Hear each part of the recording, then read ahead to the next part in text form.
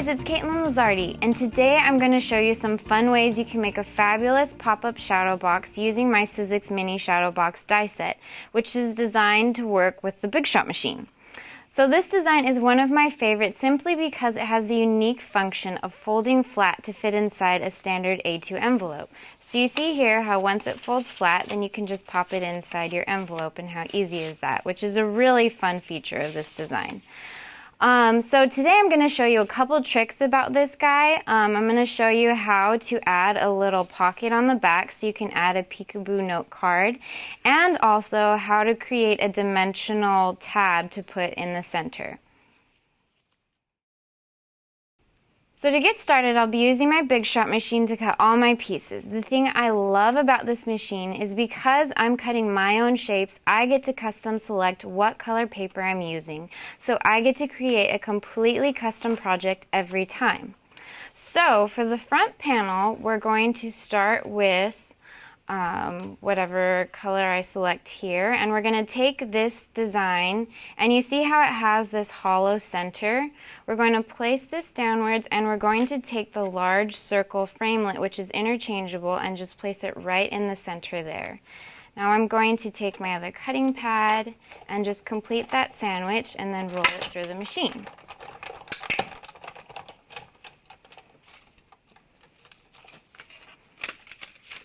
So now you can see we have our front panel with our circle cut out. Now I'm going to take my second sheet of paper, and we're going to use that same large square die. Now instead of using the large circle, we're going to use the smaller one and just line it up right in the center. And if you want to make sure that everything stays perfectly in place, I recommend using a little bit of washi tape just to hold everything down so it doesn't shift when you run it through the machine. So now we put our second cutting pad, and there you go. So now we have our two pieces. Let's take this out.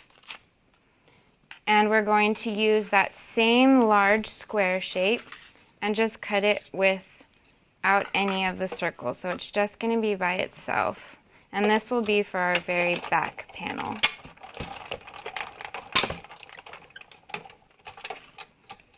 Okay, so there we go.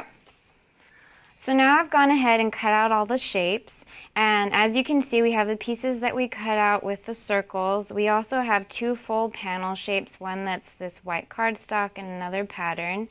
These two here are from this shape, which cuts the bottom and top panel. So we also have this intricate heart that I used this die to cut out, and I cut it out with the foil adhesive sheet, as well as one in this cream color. So now we're going to add some texture to our back panel, and I'm going to be using this Rose Vines embossing folder, which is designed by Brenda Walton. You can use whichever design you like. I just prefer this one for this particular project. So for embossing, we are going to be using our multi-purpose platform, and you're going to open it up to the number 1 tab. We'll take our embossing folder and open it up and place our piece of paper inside. First, we want to make sure we've got a cutting pad on the bottom, and then place that inside there and close our folder, and finish with our other cutting pad and run it through the machine. So now you can see how it has that really pretty embossed texture on there. So to finish off our back panel, we're going to take some distress ink. I'm using mustard seed and our little sponge tool. Dab some ink on there, and then you're just going to gently run it over the top. And this really does a nice job of highlighting the design so you can really see it much better. And I like to start on the edge and just work in a circular motion so it gives a really nice smooth inking to the top of it. And there you can see how nice that looks. For the back piece of our panel, which is where we have the pocket, we're going to use this smaller circle shape, and we're just going to place it right along the edge there because we want to cut out a notch for our pocket. So So we're going to complete that with our other cutting pad. Run that through. And now we have a nice little notch for our back pocket. So we can go ahead and set these two aside while we work on the rest of the shadow box. Now for the front of our shadow box, we're going to go ahead and take our two panels that we cut the circles out of and just put some adhesive right along the back here. And flip this guy over and glue it down.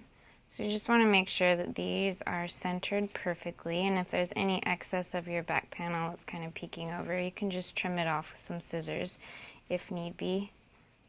For the bottom panel, we're going to use this extra circle that we cut out, and we're going to turn it into a tab by actually taking this die and lining it along the bottom edge. So you want to make sure that your paper is hitting the very inside point right there. We're going to take our other cutting pad and complete our sandwich.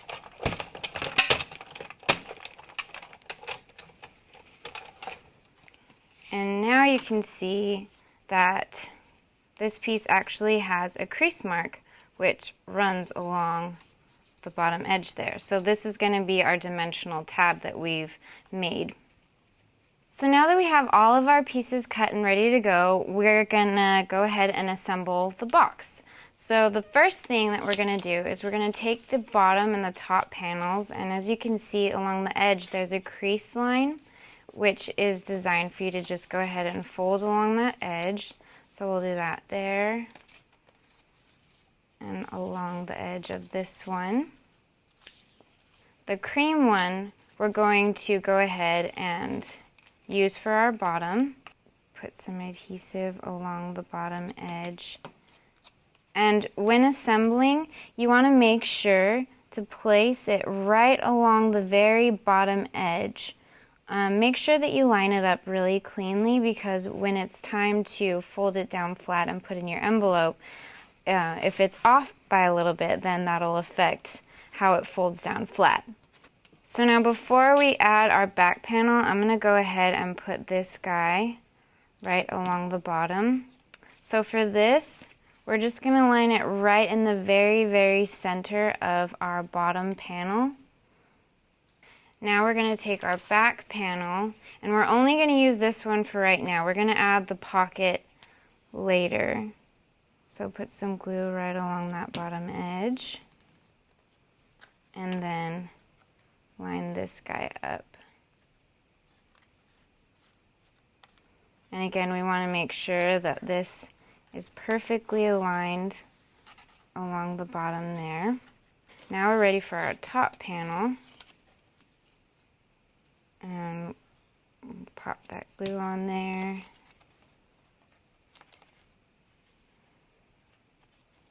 Now for the back, you want to make sure that instead of adding it to the front along right there, putting the tab there, you want to put it along the back edge so that way it doesn't cover up any of your pretty pattern. So we'll just put some glue right along this back edge, and you won't have to worry because this is going to get covered up anyhow by our pocket. So line that up. Okay, so we've got our structure all complete there. So now that we have the structure made, we're ready to add our pocket. Now for the pocket, we're only going to put adhesive along the three edges of our shape here. So that way, on the side where you can slip in your note, there's room for you to fit your piece of paper. So you just line that up, and you've got a little pocket shape. So now we're ready to go ahead and add our heart. So the heart shape, I actually cut this top piece with the Sizzix foil adhesive sheets. And the nice thing about this adhesive sheet is that if you cut intricate pieces, all you have to do is peel the backing off, and it's got adhesive there for you, so you don't have to get all messy and stuff. So now I'm gonna line this up with my other piece and just slightly offset it so you have a little bit of a white shadow peeking out from the bottom. So it just kind of highlights that edge and also makes it more stable. Now we're ready to go ahead and attach it to our shadow box. I'm going to put a little bit of adhesive right on the back edge here. And the reason I like to wait to add this at this point rather than adding it earlier is that now that I have everything in place, I can make sure that my heart is perfectly placed in the center because I see exactly where it's going to fit inside that hole. So I just put it right in the center of my dimensional tab and bring it down about 1/2 inch, and then you've got your heart that's peeking out right where you want it. So now we're going to go ahead and add our ribbon to the very top. And what I'm going to do is I'm going to put a little bit of adhesive right along the inner spot right here. So, and this helps to hold our ribbon in place when we're tying it so it doesn't shift around. You're going to bring it through. So you're just going to literally line the back right along the center and press it up against the inside right where we placed the adhesive. And then because the shadow box folds flat, it makes this part really easy. You're just going to bring the two together. And this ribbon is about 18 inches long or so. You can use whatever kind of ribbon you like, but just make sure you have plenty of it in order to make your bow. So I just do a single knot. You don't want to double knot it because that's going to make it bulky. We'll just do a single knot and then make our ribbon. For our little note, we're going to take a 3.5 by 3.5 square shape, and we're going to punch a little hole right in the center along the edge. And I'm going to take some string and just run it through and then tie it along the edge there. So now we have our little note card that we can just slide in the back so that way you have a perfect little peekaboo spot to add your sentiment and your note. So there we have it, and now we're ready to fold our shadow box flat and fit it inside our envelope so we can pop it in the mail and send it off.